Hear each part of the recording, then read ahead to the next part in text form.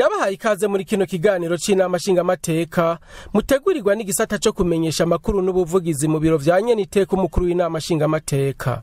Nkuko bisanzwe inama nshingamateka yamikorera mu rutonde rw'ibikorwa iba yabanje gutunganya mu kiringo kanaka. Ni muri iyo ntumbero rero ku munsi wa kabiri igenekerezo rya 30 Myandagaro umwaka wa 2022 inama nshingamateka yakoranye mu ngoro y'amakoraniro mu Kigobe kugira yige yongere yemeze ikirangamisi c'ibikorwa izorangura kuva ku igenekerezo rya 29 Myandagaro gushika ku igenekerezo rya 5 Nyakanga umwaka wa 2022. Ivyo bikorwa bikaba vyaranzwe hanini n'igikorwa cyo kwakira amadosiye y'abashaka guhiganirwa ibibanza by'abakomiseri 13 b'umugujejwe kuri no kunywanisha abarundi severe. Kabaye n'akaryo ko kwakira umushingamateka mushasha Anatole Karorero yasubiriye nyakwigendera umushingamateka Reveriano Banteye ubwoba yari yatowe mu ntara ya Kirundo aherutse kwitaba Imana. Nyeniteka umukuru w'inama nshingamateka yaramenyesheje kandi banyakuba abashingamateka ubutumwa bw'umukuru w'igihugu aho yabasomeye itangazo ribamenyesha irungikwa ry'abasirikare b'u Burundi mu gihugu kibanyi ca Republika Iharanira Demokarasi ya Kongo kuja gufasha kugarukana amahoro n'umutekano mu karere ka Kivu y'ubumanuko. Leta y'u Burundi ikaba yafashe iyo ngingo ahanini kubera umutekano mukurangwa mu turere tumwe twa Republika Iharanira Demokarasi ya Kongo aho hibonekeza imigwi y'iterabwoba igizwe n'abagwanyi harimwo n'iy'abarundi yinyegeza muri utwo duce kugira idurumbanya akarere n'u Burundi burimwo. Nyeniteka Gerard Daniel Ndabirabe yaboneyeho n'akaryo ko gutanga umuco n'insiguro ku bijanye n'impinyanyuro zo kongerwa mu biherutse gushikirizwa n'abashingamateka ku ruhande rw'u Burundi ku masezerano agenga umuryango w'ibihugu vya Afrika y'ubuseruko. Aha nyeniteka umukuru w'inama nshingamateka akaba banza gutanga insiguro muri rusangi. L'amendement ya traité yo muri EAC twarayemeje hano mu nama nshingamateka. Ariko rero kumbure abari hano si bose kumbure bumva neza la différence iyo bavuze EAC na EALA. EAC ni nkuko tuvuga muri surgel, hariho surgel, hariho na FP surgel, hariho Union Africaine, hariho na Parlement Panafricain. Kandi ivyo biratandukanye cyane. Muri Union Africaine ahanini ni ibintu bijanye n'urwego executif ahanini. Noneho hakaba Parlement Panafricain akarego twokwita ari uko ari urwego legislatif. Ariko izi nzego nukuri muri Afrika yose zipanze kumwe, haba muri surgel, haba muri SADC, haba hano muri EAC zipanze kumwe. Irya traité ya EAC yaciye hano kuko abashinga amateka twateza kugira icyo tubivugako. Ariko irya traité ya EAC abantu bafise ijambo rya nyuma n'abakuru b'ibihugu. Buriya muri EALA ntibizojayo, irya traité ya EAC ntizojayo. Bafise règlement intérieur ya EALA iyo bakorerako. Mugabo règlement intérieur ya EALA ituruka kuri traité ya EAC. Ariko abo muri EALA ntibashobora kugenda none muri EAC babwiye ngo hindura iki. Muri EALA ntibabona aho baca. Nkuko no muri Parlement Panafricain badashobora kugira ngo bagiye guhindura ibintu muri Union Africaine ntibikunda. Kubijanye na bimwe mu vyohinyanyugwa ni nk'ibijanye n'ikibanza c'abarundi mu bakozi b'uwo muryango hamwe n'ibiraba umutekano mu karere. Cyambere mwaremeje ko bamanda ku bintu bijanye n'amakota, ku bintu bijanye n'abakozi muri EAC. Ni byiza. Mbega izo kota zizokushigwaho sur base de quoi? Quelle est la référence de calcul yayo makota? None gufa kuba ngo Burundi butoyi ngo babuhe umukozi umwe canke babiri abandi bariko baronka batanu ubiharuye sur base de quoi? Ako kanu ka base de calcul baze barabi ingene bagahinyanyura nako nakantu gakenewe. Ico ni kimwe. Ikindi cya kabiri ni ikintu kijanye kunonosora neza ibintu bijanye n'ama contribution arafise ko atangwa mugabo abarundi bavuga bati none kumengo twebwe mudusaba menshi ati hari abandi bafise cyane muga mukabasaba bakeyi ako nako nakantu boshobora kongera guhinyanyura. Ikindi ni kijanye niyo turiko turaja ico bita la confédération politique, ariko hariho les mesures de mise en œuvre ibikenewe, ingingo mperekeza zoshobora gufatwa kugira ngo none iyo confédération izoshobore kuja mu ngiro ingorane ari nkeyi. Ndababwira izo ngorane. Icyo umuntu yoca yibaza niki, none nidukora confédération est-africaine, quelle sera la culture est-africaine? Hamwe ushobora kuvuga uti ubonye ugacumenya uti urya nuwo muri East Africa kuko yambara uku, atwenga uku, agenda gutya, afungura gutya, avuga gutya, ibintu nka bene ibyo n'ibindi. None iyo culture est-africaine nimwumva ko ari ikintu gikenewe kugira ngo natwe tuzavuye ko dufise ini culture isa na culture européenne, natwe dufise culture est-africaine. Ubundi bavuga yuko la culture niwo mutima w'igihugu. None abo tuzoba turi kumwe tuzoheza duhuze culture gute?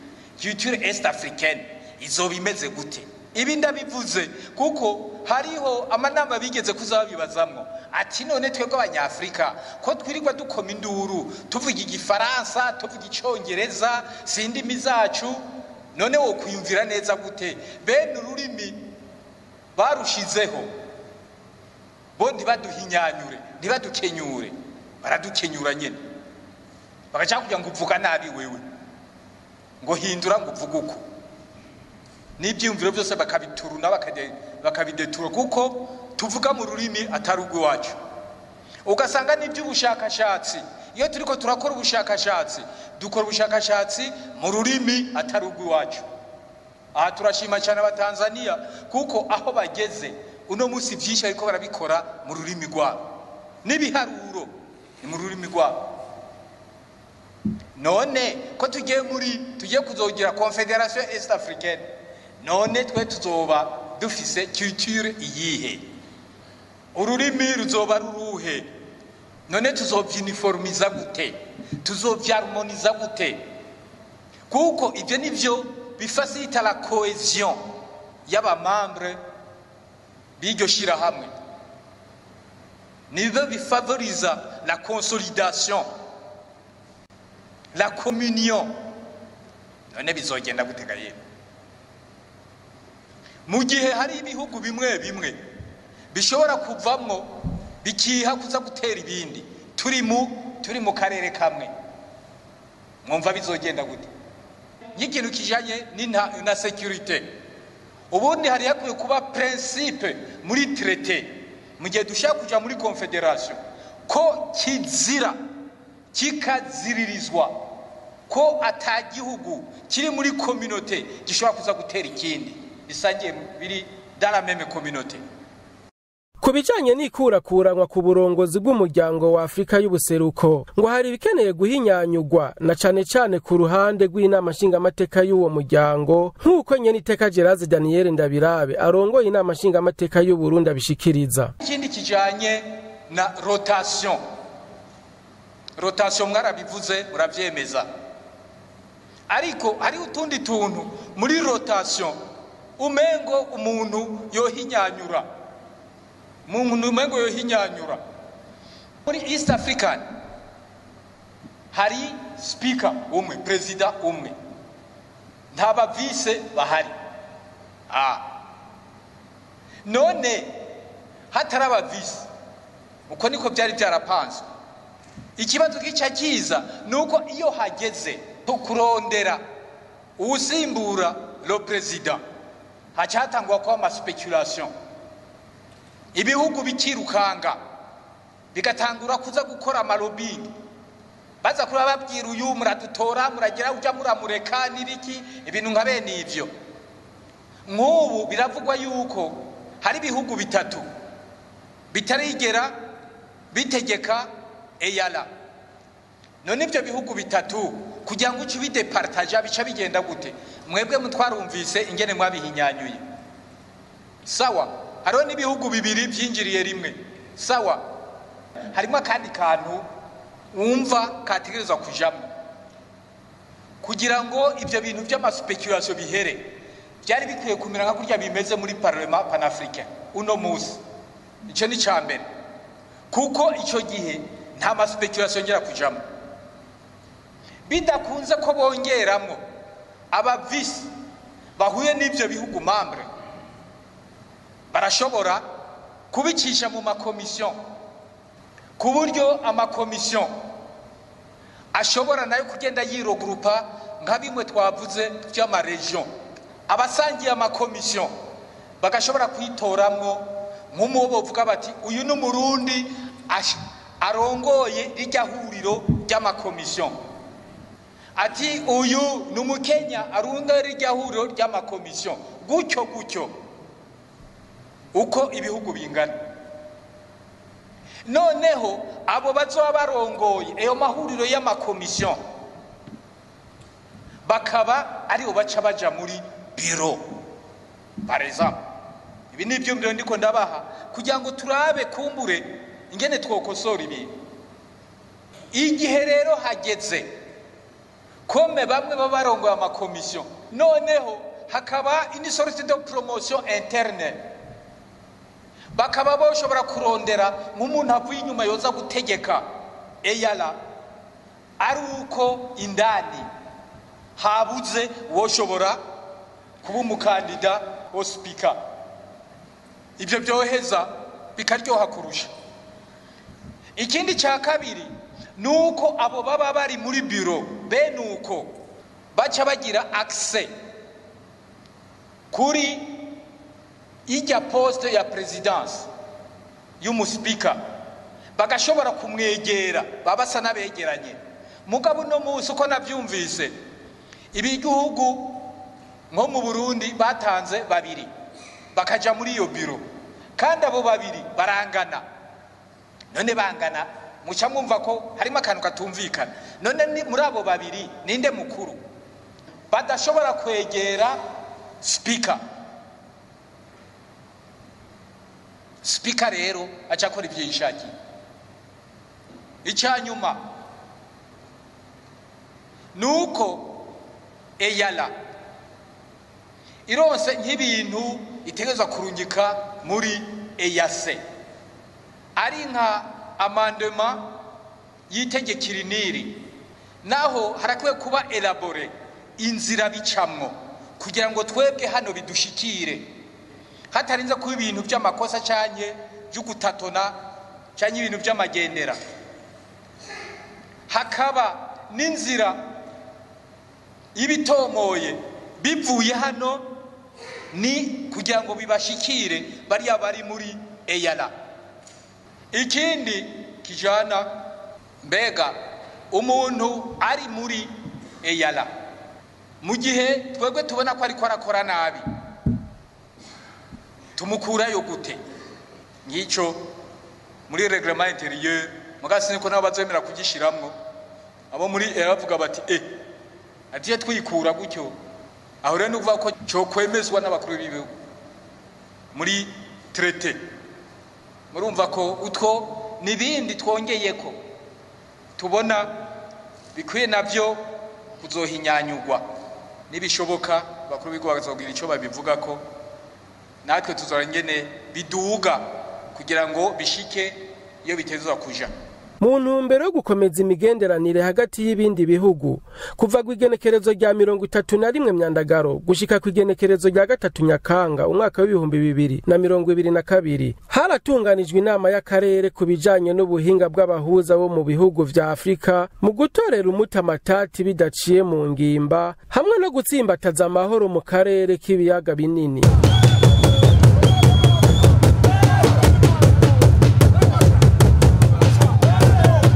ivyo bikorwa bikaba vyabereye mu hoteli yitiriwe ikiyaga Tanganyika mu gisagara ca Bujumbura bitunganijwe n'urwego rw'umuhuza w'abarundi. Mu ijambo ry'ikaze umukuru w'igisagara ca Bujumbura akaba yarashimye ko ivyo bikorwa vyatunganirijwe mu gisagara arongoye. Uwaserukiye umukuru w'ishirahamwe ry'abahuza bo mu karere ka Afrika nawe ati ni twebwe nyene abanyafrika dutegerezwa kurangiza ibibazo vyacu, ni muze rero dukora uko dushoboye tubikinge kuko niwo mwanya mwiza. Uwaserukiye ishirahamwe mpuzamakungu ni mu Burundi yarakeje abagize ishirahamwe ry'abahuza ku bikorwa bakora muri Afrika, agatera kama abarundi kuzoshira muri urwo rwego rw'abahuza bo ku mitumba abakenyezi n'ugwaruka. Umuhuza w'abarundi nawe mu ijambo ryiwe yagarutse ku bigo urwo rwego rw'umuhuza rumaze kurangura, ati nukurabira hamwe uko urwo rwego rw'umuhuza ruterera leta mu gutsimbataza amahoro n'umutekano n'ibindi bikoranye n'inzego zo mu ntara no mu makomine. Ati mu mwaka w'ibihumbi 2014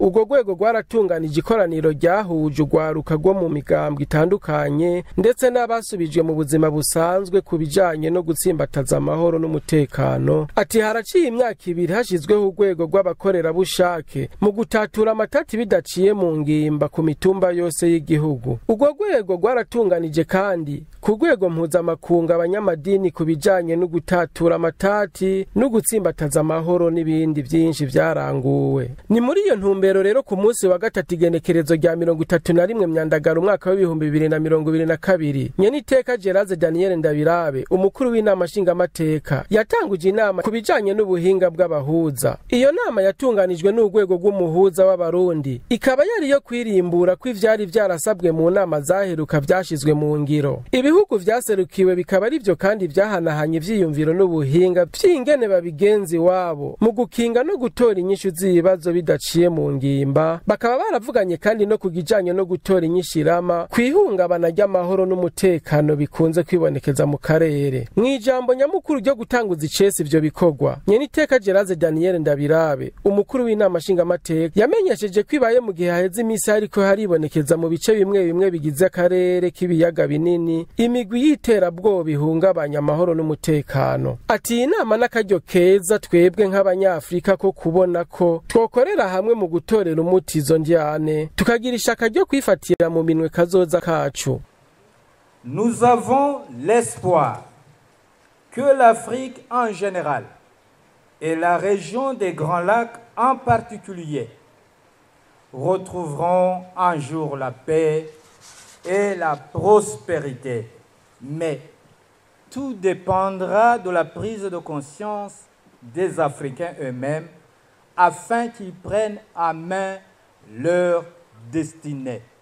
Se umwizero ko Afrika muri rusangi n'akarere k'ibiyaga binini umunsi umwe bizosubira kuronka amahoro n'iterambere, ariko byose bizova ku myifato y'abanyafrika ubwabo kugira bafate mu minwe kazoza kabo.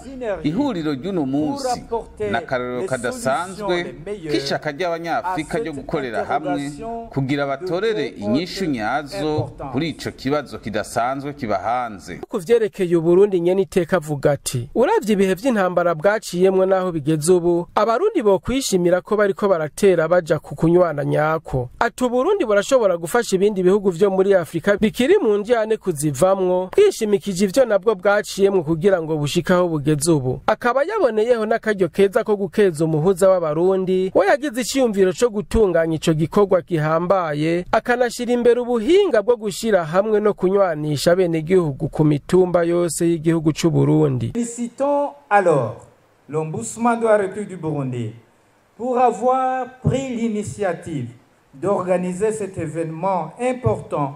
Keje umuhuza w'abarundi ku kigoro yagize mu gutunganya iyi nama y'akamaro kanini na cane cane mu gushira imbere ubuhinga bwo gutatura amatati bidaciye mu ngimba ku mitumba yose igize igihugu cacu c'u Burundi. Ivyo bizotuma abarundi bose bagira uruhara mu gukinga amatati no kuyatorera umuti biciye mu nzira y'amahoro. Uwo niwo muhamagaro nk'abahuza kuba abaharanira amahoro mu bihugu vyabo. Ombudsman d'être des artisans et des instruments de la paix. Nyeniteka Geraze Daniel Ndabirabe umukuru w'inama nshingamateka akaba yasozereye ijambo ryo kugurura iryo koranira bipfuriza ibikorwa vyiza. Aha akaba ari naho dusozereye kino kiganiro. Turabashimiye mwebwe mwese mwagikurikiranye naho ubutaha. Inama nshingamateka uze tuyihaye